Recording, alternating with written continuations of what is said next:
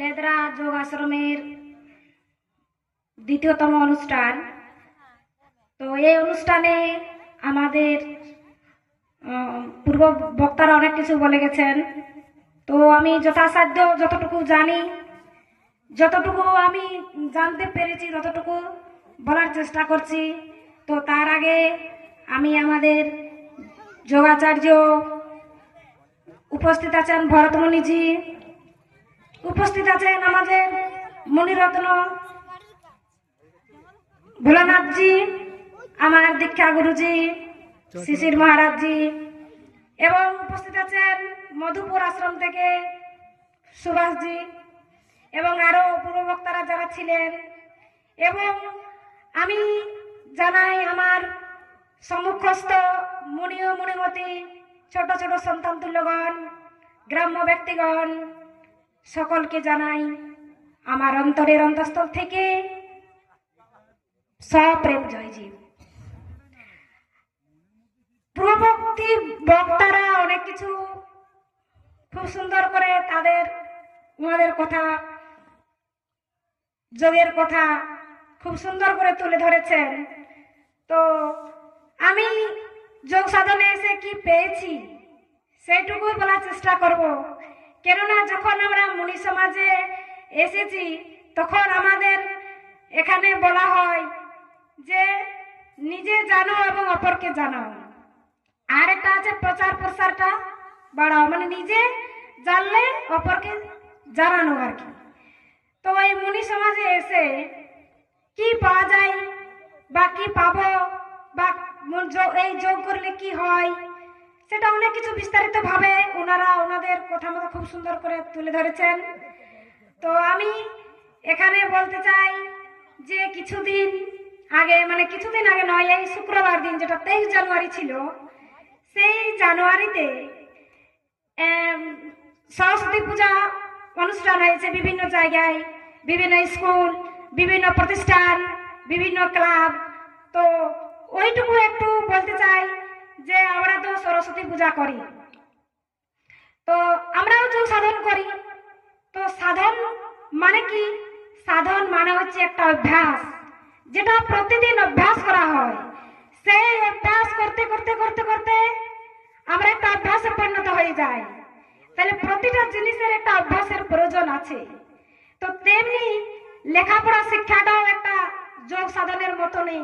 কেননা প্রতিদিন আমরা সেই শিক্ষাটাকে জানার জন্য প্রতিদিন আমরা পড়াশোনা করি। সেই পড়াশোনা করতে গেলেও আমাদের একটা গুরু চাই। সেই গুরু হচ্ছে শিক্ষা গুরু। প্রথমত আমাদের যখন আমরা ছোট ছিলাম তখন তো আমরা বাবা মায়ের কাছে বড় হয়েছি, তখন আমাদের ছিল বাবা মা গুরু। তারপর যখন একটু বড় হলাম, স্কুল গেলাম, কলেজ গেলাম, তখন আমাদের শিক্ষা গুরু ছিল। তারপর আমাদের বিভিন্ন সৎসঙ্গ, যেখানে আমরা বিভিন্ন সংস্থা আশ্রমে যাই, তখন আমাদের একটা গুরু আছে, আমরা গুরু বলি। যদিও বলছি এটা পথ প্রদর্শক, কিন্তু আমি নিজেটা গুরুই বলি। কেননা আমি যার কাছে শিক্ষা নিয়েছি, যারা শিক্ষা দিচ্ছেন তারাকে আমি গুরু বলেই মনে করি। তো এই সরস্বতী পূজা উপলক্ষে আমি একটু বলি যে বিভিন্ন জায়গায় তো সরস্বতী পূজা মানে সরস্বতী মানে ঠাকুর প্রতিমা যাকে বলা হয়, ঠাকুর বলাটা ভুল হবে, প্রতিমা করা হয়, পুজো করা হয়। তো আমরা সরস্বতী পূজা তো করি কিসের জন্য? যে বিদ্যা অর্জন বা বিদ্যা পাওয়ার জন্য, যে সরস্বতী পূজা করলে বিদ্যা পাওয়া যায়। কিন্তু সরস্বতী পূজার মধ্যে যে বর্ণনা আছে, সেইখানে যে সরস্বতীর আমরা রূপ দেখতে পাই, সেই রূপটা হচ্ছে তার শ্বেত বর্ণ। শ্বেত বর্ণ মানে সাদা বর্ণ। তো এই সাদা বর্ণ, তারপরে ওনার হাতে আছে একটা বীণা যন্ত্র, সুর যন্ত্র, আর তার পাশে আছে হাঁস আছে, মানে হংস বাহিনী, মানে হাঁসের উপর থাকে। তারপর আছে সামনে পুস্তক আছে। তো আমরা সরস্বতী যখন আমরা পূজা করি, তখন আমরা পূজার মাধ্যমে আমাদের যে ব্রাহ্মণ যিনি পূজারী, তিনি অনেক কিছু মন্ত্রতন্ত্র দিয়ে আমাদের সেই পূজা পাঠটাকে পূজা পাঠ করেন। এবং অঞ্জলি দেওয়ার সময় বাচ্চাদেরকে বা যারা অঞ্জলি দেন তাদেরকে বলে, তুমি নাও মা পুষ্পের ভার, আমাকে দাও মা বিদ্যার ভার। তো এই বিদ্যার ভারটা কে দেয়?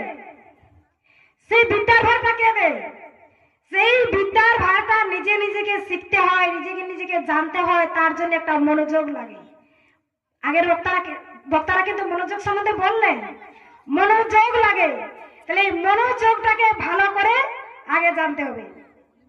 তাহলে এই মনোযোগ করতে গেলে আমরা প্রতিদিন পড়াশোনা করতে হবে, আমরা বই পড়তে হবে, শিক্ষাগুরুর কাছে শিক্ষা নিতে হবে।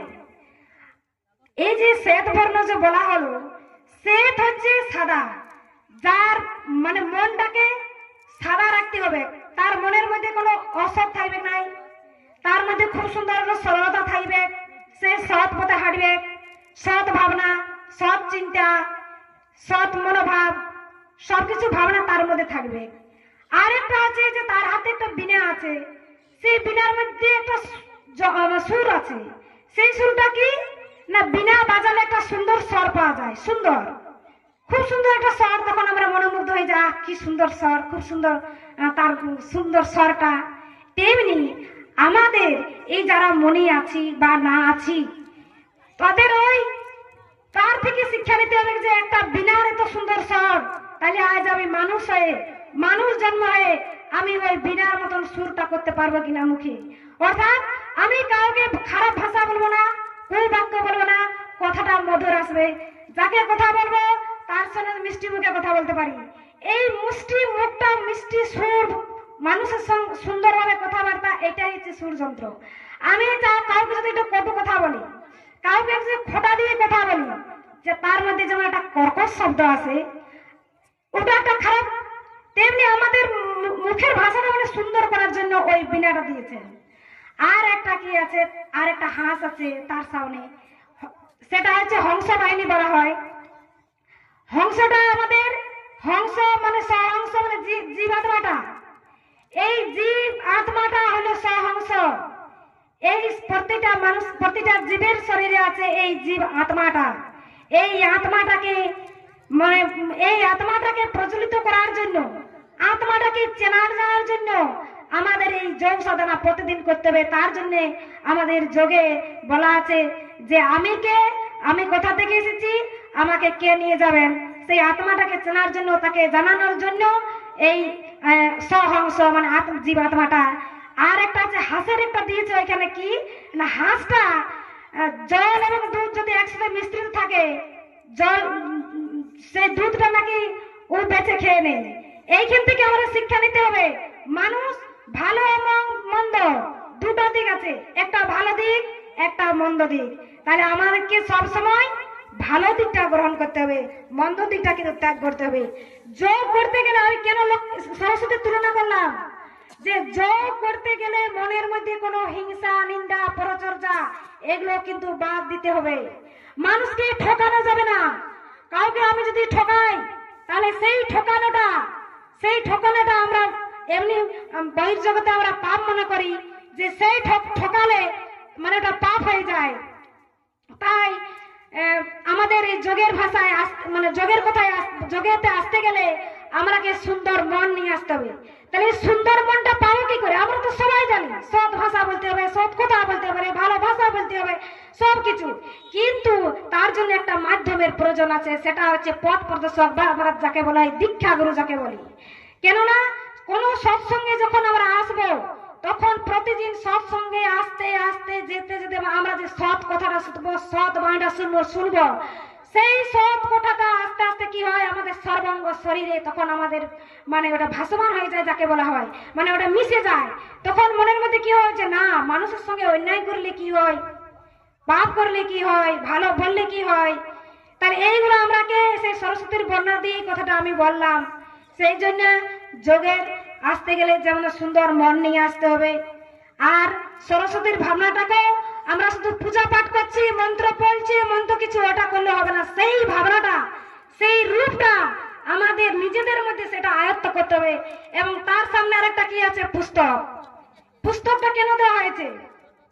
পুস্তক পড়লে বিভিন্ন রকমের জ্ঞান হয়, বিভিন্ন রকমের জ্ঞান হয়।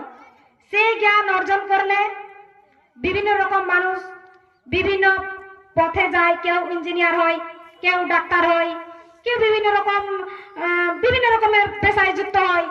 কিন্তু সেটা হচ্ছে তার সে উচ্চ লাভে যার জন্য কিন্তু এখানে আছে জ্ঞান, আর একটা আছে কি জ্ঞানটাও ভালো মন্দ। আমরা বিভিন্ন রকম পড়াশোনা করে ডিগ্রি লাভ করলাম, কিন্তু যদি আমি অসৎ পথ গ্রহণ করি তাহলে আমার ডিগ্রি নেওয়াটা কিন্তু আমাদের ঠিক হবে না। কেননা জ্ঞান যখন নিব তখন ভাবনাটা আমাদের ভালো করতে হবে। এই যে এখানে বলা হলো, আমি সরস্বতীর বর্ণনা দিয়ে করলাম, এই যে যোগ কথাটা বলা হয়েছে, যোগটা কোথায় করা হয়? যোগটা করা হয় আমাদের দুই ভুরুর মাঝখানে, যেখানে আজ্ঞা চক্র। আমার ভরতমণি যে খুব সুন্দর বলেছেন, ওইগুলা থাড়াই বলেছেন কথাটা। এই যে থাড়াই কথাটা, এই যে থাড়াই যেতে গেলে তাহলে প্রতিদিন আমরাকে সৎসঙ্গে যেতে হবে, সৎ কথা শুনতে হবে। এবং আমাদের যখন আমরা মনীষসমাজ আমরা যখন যোগে বসি, তখন আমাদের মনের মধ্যে যে বাড়ির বিষয় আশয় যেগুলো আছে মনের মধ্যে, সেগুলো বাদ দিয়ে মানে ছেড়ে যখন আমরা সাধনা করি, তখন আমরাকে একাগ্র চিত্তে মন নিয়ে সেই সাধনায় যেতে হয়। যখন আমরা যে সাধনাটা করি তখন কিন্তু আমার মন থাকবে কিন্তু ভিতরে, মানে এই শরীরের ভিতরে থেকে যাবে সেই সময়টাই। আর ওই থাড়ের কথা বলেছেন, সে থাড়াইটা একাগ্র চিত্তে একাগ্র মন নিয়ে ওই থাড়াই যাওয়া যায়। এমনি এমনি যোগ করা যায় না। যোগের যে মানে যোগের যে ভাষাটা আমার মনে হয় যে অসাধারণ। কেননা একদিক দিয়ে অসাধারণ বলা যায়, একদিক দিয়ে সহজও বলা যায়। কিন্তু অসাধারণ মানে আমরা যে বিভিন্ন রকম আমরা যে মানে বাস করি সংসারের মধ্যে কত রকম ঝামেলা থাকে বলুন তো, কত রকমের ঝামেলা। এই বাচ্চা কাচ্চা নিয়ে সংসার, এই বিভিন্ন রকমের বিষয় আছে সম্পত্তি, এই বিভিন্ন রকম হ্যান ত্যান, বিভিন্ন রকম মন তো চঞ্চল হয়ে যায়। তাহলে এই চঞ্চল মন নিয়ে কিন্তু যোগ সাধনা করা যায় না। এবং মানসিক বিকৃতি মনের মানুষ, যাদের মনটা চঞ্চল উড়ু উড়ু মন, তাদের দ্বারাও কিন্তু যোগ সাধনা করা যায় না। তাহলে যোগ সাধনা করতে গেলে যদি বলে যে আমি যে রোগে আছি, তাহলে কি রোগে কি যোগ সাধনা হবে না? নিশ্চয় হবে। শিবমুনি মহারাজ এই কথাটি বলেছেন যে যোগ করলে রোগ চলে যাবে। অর্থাৎ বলেছেন কি জন্য? যে আমরা বিভিন্ন রকম তো ডাক্তার দেখাচ্ছি, বিভিন্ন জায়গায় ডাক্তার দেখছি, কিন্তু ডাক্তার দেখিও আমরা ফল পাচ্ছি না। তখন তো আমরা লাস্ট পর্যায়ে আমরা কোথায় আসছি না, মনীষ সমাজে আসছি।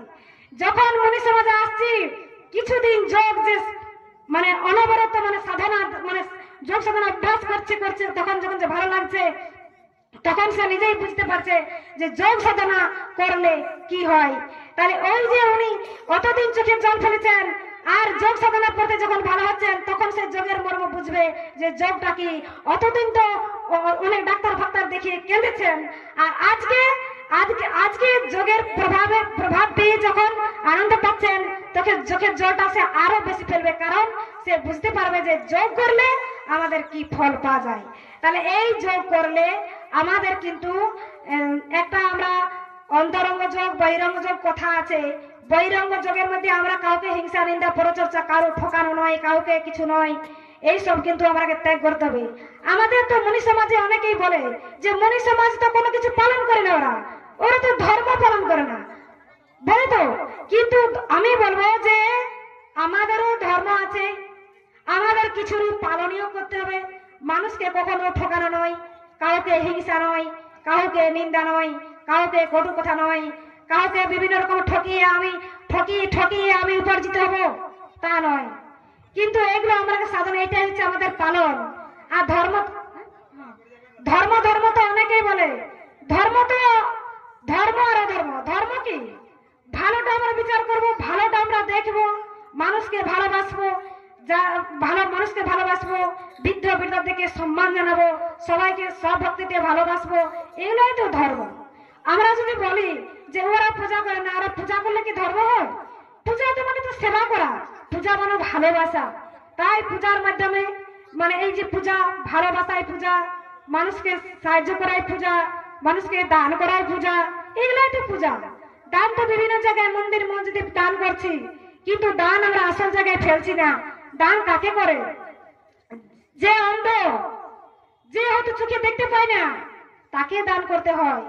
যে কানা খোড়া বোবা, যে কাজ করতে পারে না, মানুষের অপেক্ষায় থাকে, তাকে দান করতে হয়। কিন্তু আমরা সেই জিনিসটা জানি না। কিন্তু আমরাকে মনীষ সমাজকে হয়তো বলবে যে মনীষ সমাজ কিছু হয়তো মানে না, কিন্তু শরীরের চেয়ে বড় কিছু নয়। আগে শরীরটাকে ভালো করতে হবে। শরীরটাকে যখন ভালো করতে হবে, শরীরের যে ময়লা, বিভিন্ন রকমের চিন্তাধারাগুলো, অসৎ চিন্তা, কুচিন্তা, এগুলো মনের মধ্যে দূর করতে হবে। এইটাই হচ্ছে যোগ সাধনা। প্রতিদিন সাধনা করতে করতে করতে আমাদের মনের ময়লা যখন দূর হয়ে যাবে, তখন আমরা সেই ঈশ্বরের আরাধনা করতে পারবো। ঈশ্বর এমনি এমনি পাওয়া যায় না। তাই বিশেষ কিছু বলছি না, কেননা আমরা কেউ বাড়ি যেতে হবে। বলার তো অনেক কিছু ছিল, কিন্তু আমরা কেউ বাড়ি যেতে হবে। সকলকে আমার সপ্রেম জয়জিৎ।